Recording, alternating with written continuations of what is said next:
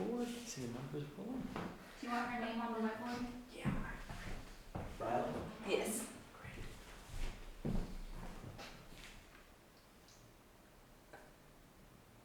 Great.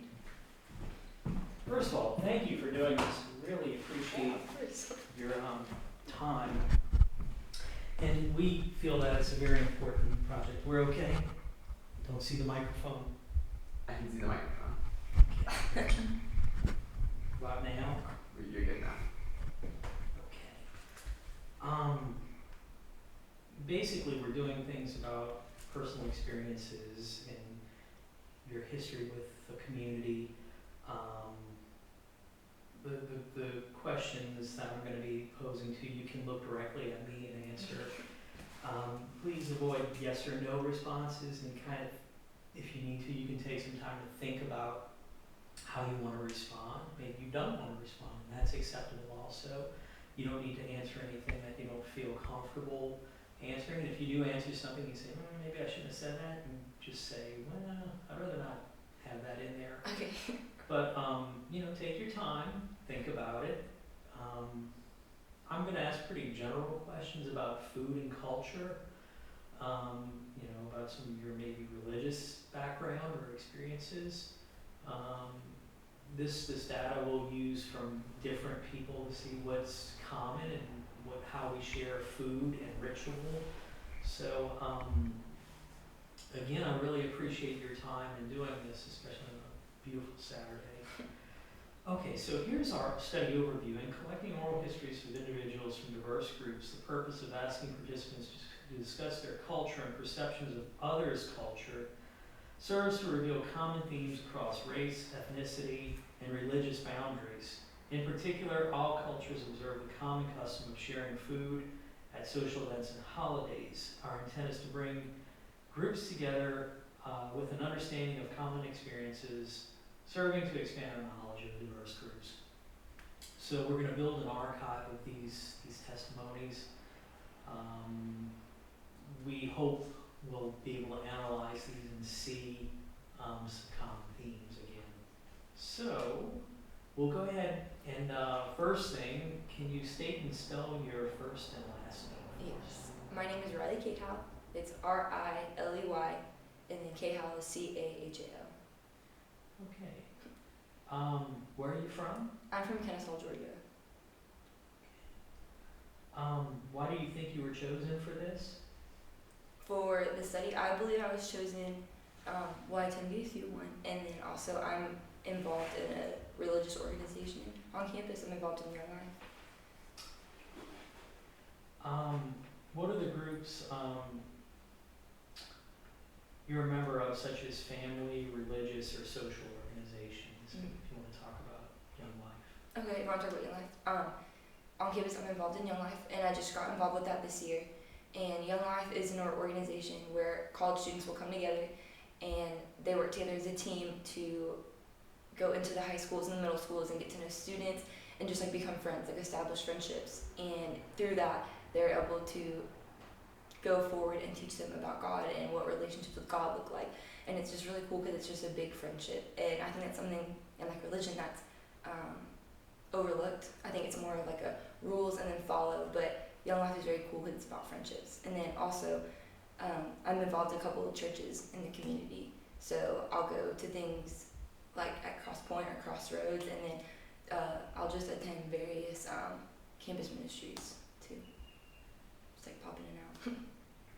Wonderful. Which of these groups has had the greatest impact on your life? I would say here at Valdosta, Young Life has had such a huge impact on my life. From a personal experience perspective, now we're going to shift to that sort of theme. How did you become a member of this group? I became a member of this group my freshman year. I had a couple of friends that were involved, and they always brought it up to me, and they're like, you should go, come on, you'd be so great at it. And I was like, no, I'm just a freshman, I'm just trying to get a grasp of everything, learn how to time manage. And so I came back sophomore year, and I was like, you know what, I want to be involved. I want to look back and be I was involved in high school. And so I went, and there was a welcoming dinner at Melon Mushroom, and I went, and everyone there was so welcoming, and it just was very cool to see that a group of people with similar interests and a similar desire for the community were all together. And so through peers is how I really got involved with it. And why did you become a member originally? I really wanted to become involved, but I also, for me, religion's very big, and I didn't want to just waste my 4 years kind of thing. Like, I want to like be all in my faith, and so I knew I couldn't do that if I was just sitting in my dorm like studying all the time. Like, I had to go out and be active in that. Great. And how long have you been a member? About 6 months. Wonderful. So you're still currently a member. Yes. Can you describe a memory of an experience or event that reflects your relationship to the larger group? And it can be a food memory, whether it was at a dinner or social event. How it reflects my experience there. About a month ago, in Young Life, we do things called club, and I am personally involved in middle school. So we had a middle school club, and there are middle schoolers there, and they're held at houses. The kids that are involved held at their houses, and so we went, and it was my first one actually, and all the kids started coming, and for me it was very nerve-wracking. It was like, wow, how are we gonna like get to know each other? Like, this is so overwhelming. But the mom, she actually brought out food, and of course middle schoolers were like, oh, like Doritos, like yeah, man. And so they all just started like crowding over, and like through that, I hope this is along the lines of what you're asking, but in that everyone was like drawing the food, we were able to interact and be like, oh, I love these, like these are the like Publix cookies are the best. And through that we were able to like get to know each other, and everyone was able to be comfortable. And so I feel that relates to Young Life, as in no matter what you join at first, it's hard and scary, but through experiences you can get to know each other better. No, I think that's perfect, and that's Okay. exactly what we're talking about. We're going to move into behaviors and experiences as a category. Can you describe a food experience that you've had as part of a religious or social event? Am I allowed to talk about family? Yeah. Okay. I come from an Italian family, and I have 20 cousins on one side, and for religious events we always just eat out. Like, we have big dinners, and we all just gather around, and we're all at one huge table, and it's so good because to me family is so important, and the fact that like a dinner we all can just be sitting down together and able to have an individual conversation with someone in the family, but also have a large family discussion is something that is so amazing to be a part of. And it's so cool because there is religious aspects to it. Like, we can talk about, because we all go to a similar church, like we can talk about church, and that's something that our family, we all believe, and so it's something that's very cool to us that we hold dear to our hearts, so we can do that. But we can also talk about family encouragements. Like, my cousin went to state for track, and we were all able to talk about that and like congratulate her through that. And so it's really cool that food can bring us all together. Absolutely. How do you feel when you're with your extended family as part of a religious or social event where the food is served? How do I feel there? With my family, I feel very comfortable, and then also I feel like the food aspect of it, I feel like some people are nervous to be around food in front of other people. Like, I feel like that's something that's like weird. Like, on a first date, you're probably like, oh, I'm not gonna eat, or I don't want people to think that I eat too much, so like at a social gathering I'll just stay away. But food, I think it makes everyone humanize, kind of thing. It makes everyone kind of feel at the same playing field, so I just feel very comfortable around my family and food. I totally understand. Are there specific norms or expectations at these events where the food is present? And what are the protocols, such as who eats first, or who prepares this food, or who speaks for the group? I would say, honestly, that the women prepare the food, but because mostly if the men prepare the food, it would all be burned. But if we do a grill out, they're masters at the grill. But the women usually do prepare the food. But when the food is being blessed, usually the male of the household, whichever house we're at, will bless the food. And we'll all stand together and hold hands and pray. And so he'll lead us in prayer, and then usually after that, the children will go first and get food. So And what denomination would you say is predominantly represented in your family? the adults all were raised Catholic, and all the children were raised non-denominational. So these are fairly lively events, not incredibly subdued, right? Like, Are they, really, a lot of life, or is it kind of quiet? there's a lot of life, but they're very loud. They're Italian. Yes. Okay, we're going to move into opinions and values now. Are these events something that the extended group anticipates with enthusiasm? Yes, yes. We have more family coming down from Wisconsin, so it'll be even larger for Easter. And I've been counting the days to go home. Like, I'm so thrilled to go home. It's so great because I know we're all just going to be together, and it's very exciting. So you would say that these events create and maintain social cohesion and stability? Yes. Especially since they live so far away, when we're together, it just reminds us of how much family we are. So. What are the procedures or series of actions that reinforce social expectations or behavior? So let me kind of give you some clarity about that. Do you go to, say, grandmother's house or someone's house in particular? Is that part of the ritual? Or certain types of food that's there are very common? What's a very standard sort of thing that you would see? A very standard thing would be we would go to one of the cousins' house just because it's a fairly large house and we can all fit in there. We do like to partake in like Italian food is usually like a large part of it, so like spaghetti and pasta and all of that. That's usually a big norm for food-wise, but we also don't usually just stick to one. Like we can like mix it up and have any kind of food. Is that what you were asking? Yeah, that's Okay. perfect.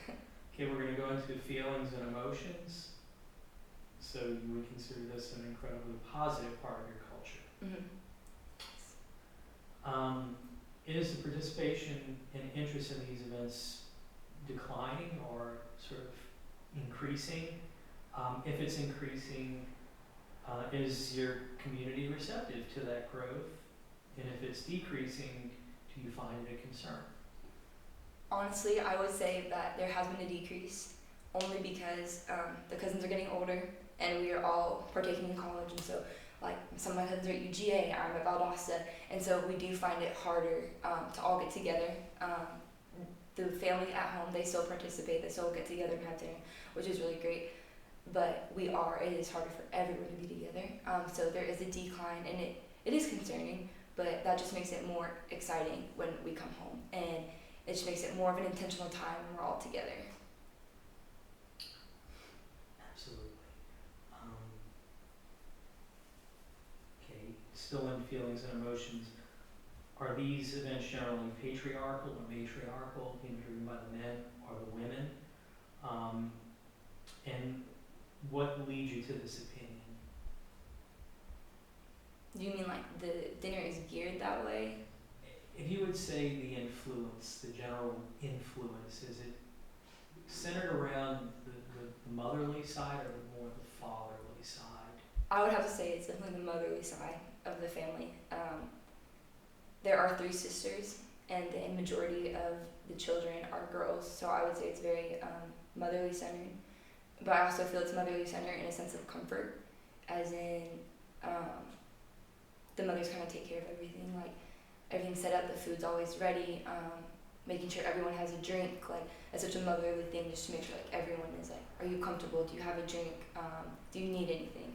And so I feel like we're kind of looking out for each other, and I would say that leans more towards the matriarch.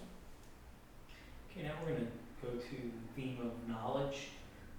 So are these events open to, say, outsiders from the group? Yes, I would say they're very welcome outsiders, and everyone's very excited when someone new comes. My friends will hear about it, and they'll be like, I want to come to a family dinner just because it's so just like loud and crazy, so they always want to attend. And then also, even this Easter, my cousin from UGA is going to bring a girl, like his girlfriend, So that poor girl has it coming. But so it's very welcome to outsiders. Neighbors come all the time, especially during the summer when it's more of like a drop in or outside. Like neighbors always come, close friends always come. And then also going back to like religion, back in the church, we were close with friends and like-minded other people that discipled me and my cousin. They wanted to come too. So I would say the community is also welcome. I was kind of thinking of something along those lines, but I think you answered kind of three questions in one. No, that's very good. I'm Sorry. trying to think- No, and I'm kind of adding a question as I That's think great. about this, because we do have this split between family and religious sort of sections. Do you think any of your outside friends have come in and say of a different religion? Have you ever had that happen? And how they may have thought or felt about some of those traditions? There has been times where people of other religions have come in. Am I allowed to say like Yeah. what? Okay. My cousins are very close with the Mormon family, and so coming in, that was very cool because like we love them. Obviously, they're very close to us. Mormons have a very strong view of the family as well. So they got to come in and be with us, and they did hear the religious conversations, and they were curious. I think there was a comfortable relationship enough with the family that they felt that they could ask that, and it wouldn't go back to their father or anything. So I think when people come in to another environment, I feel like questions can be asked, and they're comfortable to do that. And different food restrictions also. Ooh. No, I'm saying the Mormons. Yeah, definitely. I wasn't noticing what they're eating, but I'm sure that that was going on. Well, I have one last question for you, and it's kind of a big, broad question. What is important to you?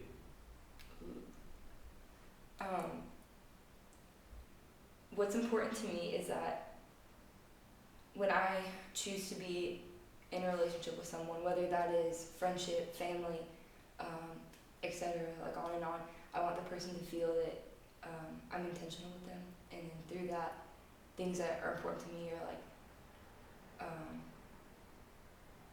are they like enjoying, are they like seeing, when they're with me, are they seeing who they are more?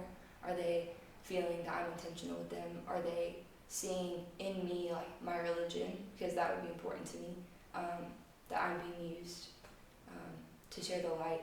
But then also that along the lines of family, do they see that I'm participating in the roles that they did growing up?